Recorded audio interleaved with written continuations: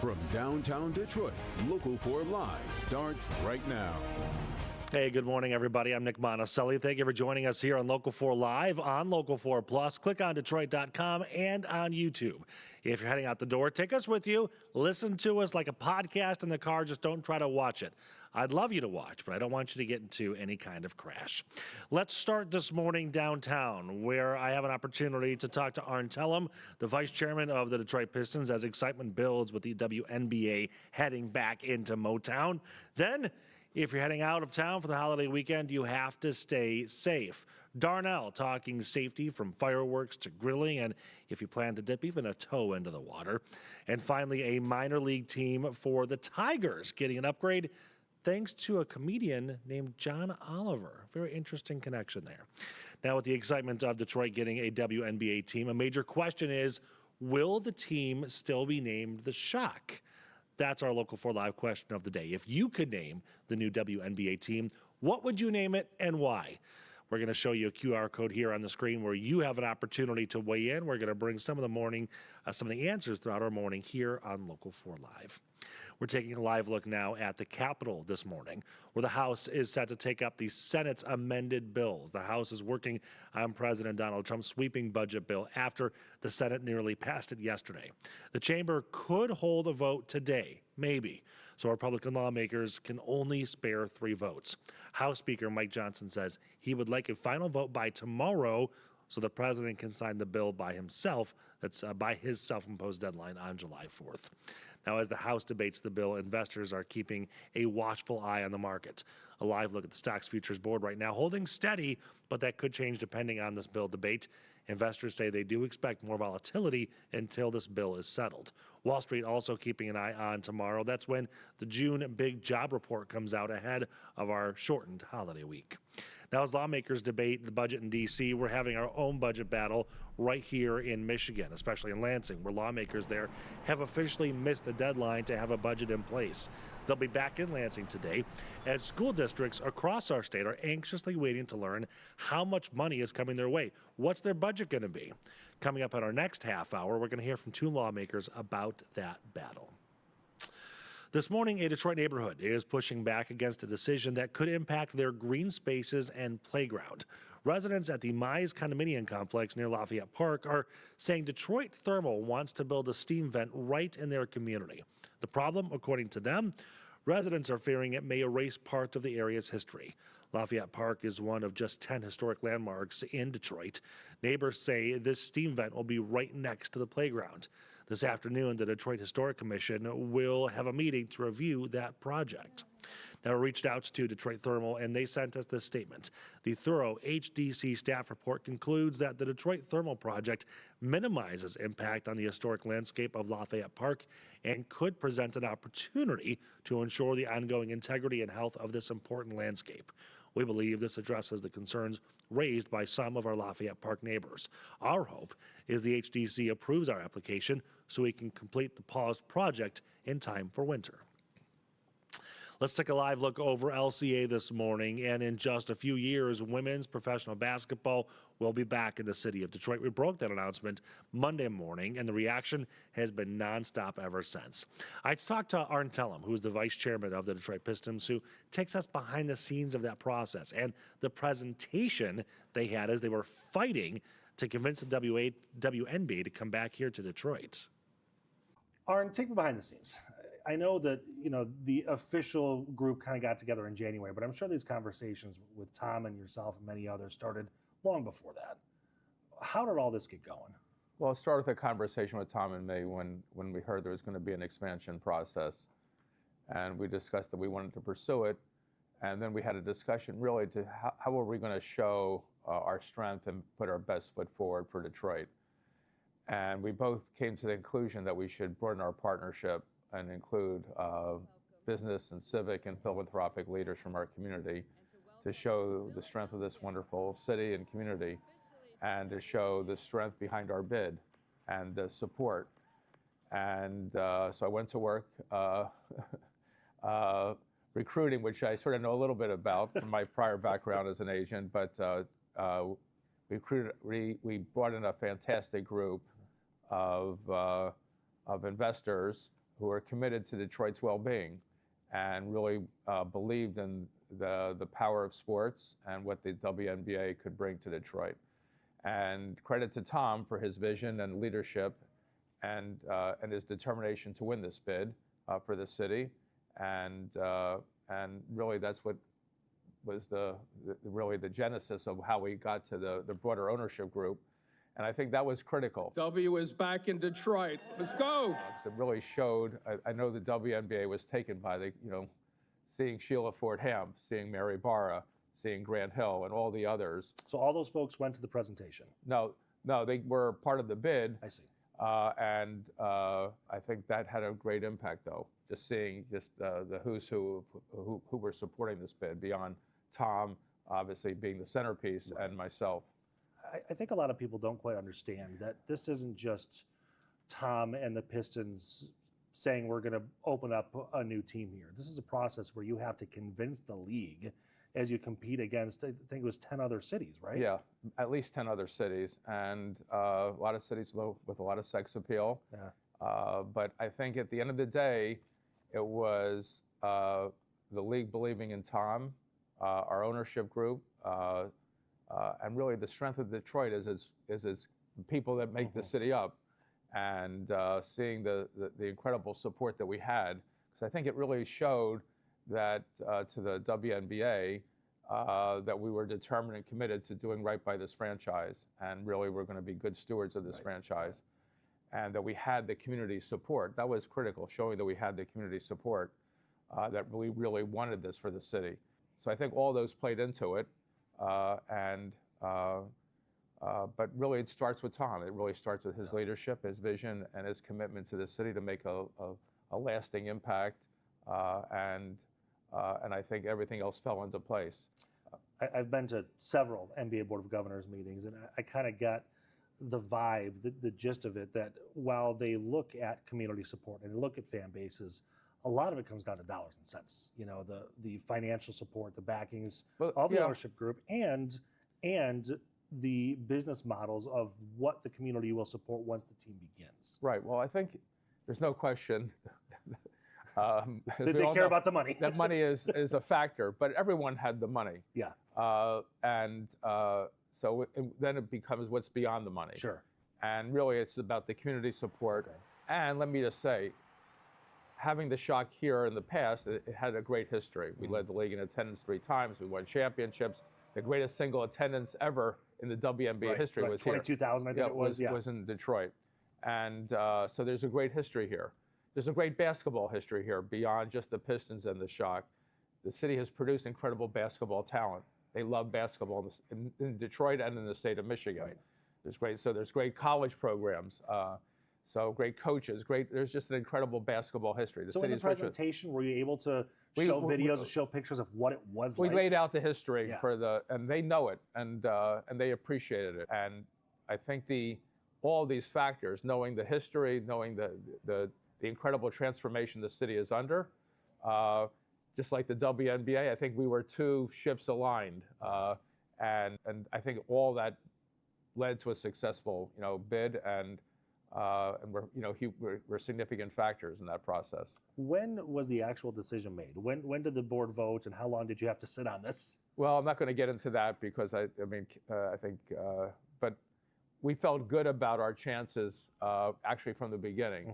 I felt, given the strength of our bid, starting with Tom, our incredible investor group, the support of the governor, the mayor, the city, all the city officials, our commitment to building, and they've seen our Pistons Performance Center, and our commitment to build one equally as nice for the women. Right. And that we had identified a couple potential sites for it were all significant factors. And just Detroit's incredible sports fan base. The fans here are second to none. And the support that they give for the Pistons, for the Red Wings, for the Tigers, for the Lions, and for all the sporting events that come through this great city. And I think Kathy was moved by the rich history here. These were all the factors that led to a successful bid. So you had a great presentation. Things went well. You probably felt good about it.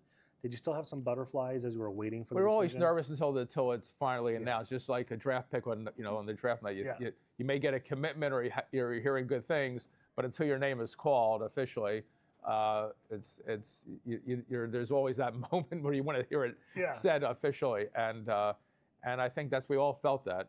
But we were feeling pretty good that we were looking, that we were optimistic about our chances. There you go, baby. This is for you, Detroit. We wanted to make it as hard for them to say no to us and say it to my face, and I think we did. They certainly did. We have much more of that conversation coming up here in just a moment after our short break, which includes the plans to build the team headquarters, how it's going to help the community, and where it's actually going to be, or at least where they're hoping it's going to be. We'll play that when we come back.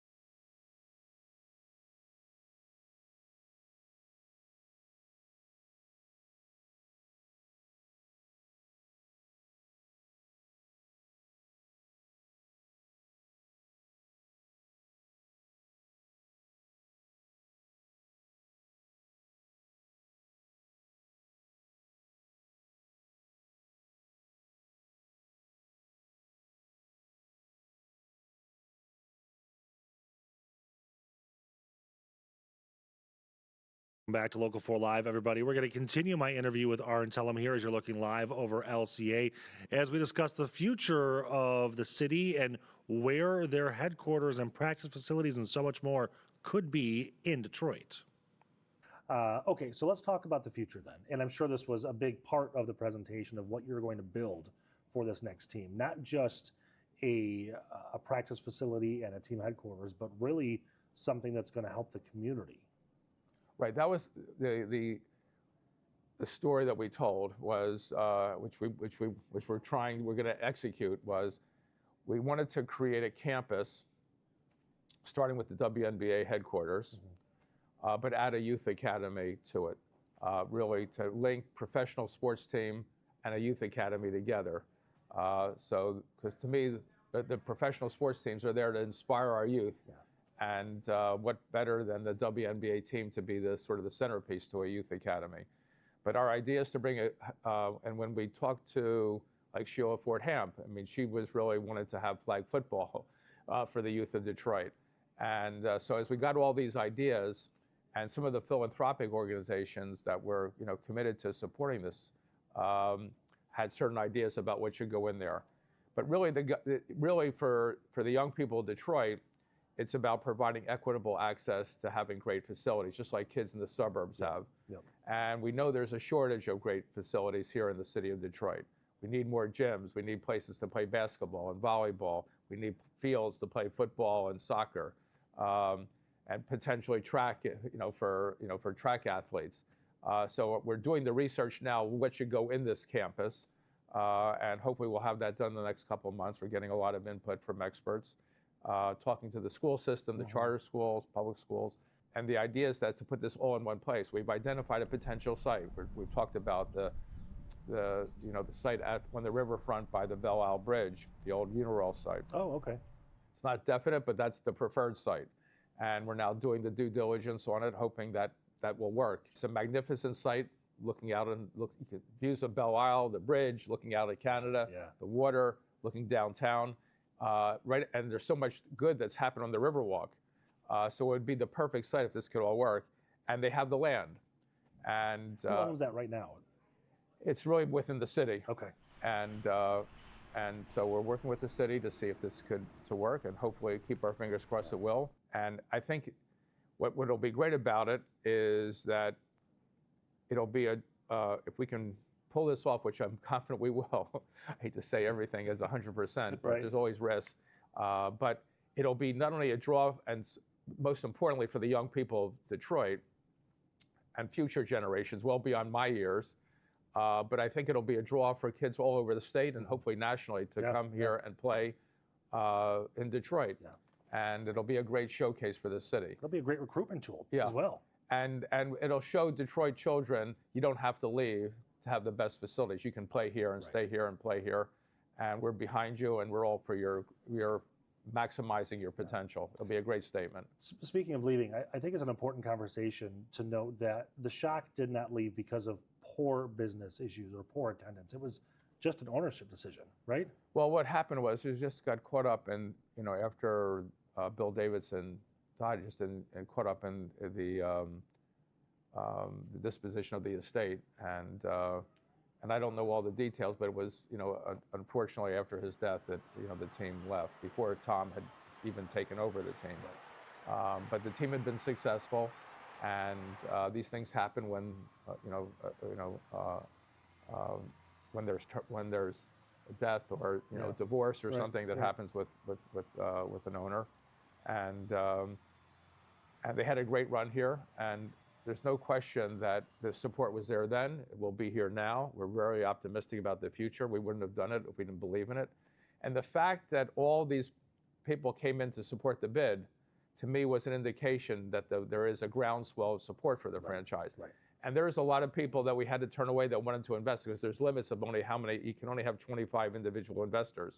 We're going to try to go back to see if we can ask the league to see if they'll allow us to have a few more. But we have a long list of people that would like to invest and support this bid, which also, to me, also shows you how strong an interest there is in bringing the WNBA back to Detroit, and just the civic pride that everyone has for doing, for the future of Detroit. Yeah. Yeah. Our conversation with Arn is actually going to continue into our 9 o'clock hour here on Local 4 Live. We're going to talk about the Caitlin Clark effect and how the WNBA's popularity actually goes far beyond that and started far before she was in the limelight. Back in a minute here on Local 4 Live. Right now, let's take a live look over in Italy this morning, where there are concerns as Europe is dealing with a heat wave.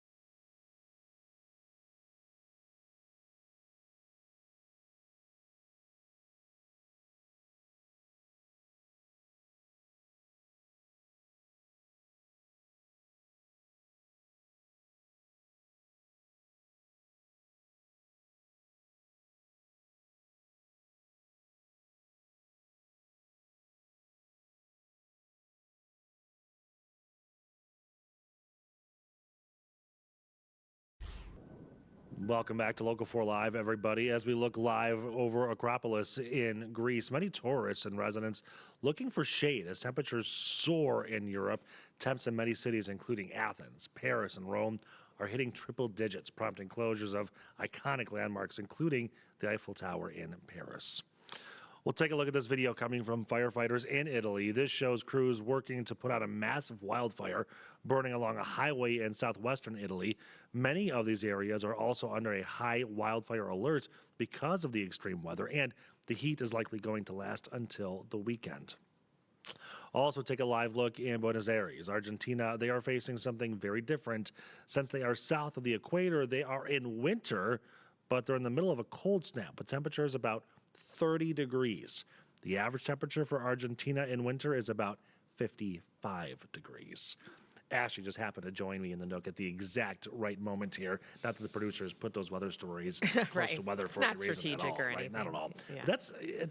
Yeah. For us, it doesn't seem that bad, but for an area Right. that rarely sees temps like that, I'm sure it's quite the shock to them. Not just the shock to people, but also to plants, vegetation. I sure, mean, you yeah. think about just they're used to that climate. You get below freezing. Now we're talking frost and Yep, freeze concerns. So that's going to have probably a much bigger impact that maybe you eventually even see here close to home if, it ends up having an effect on the crops and things. Didn't even think about that. She's so smart.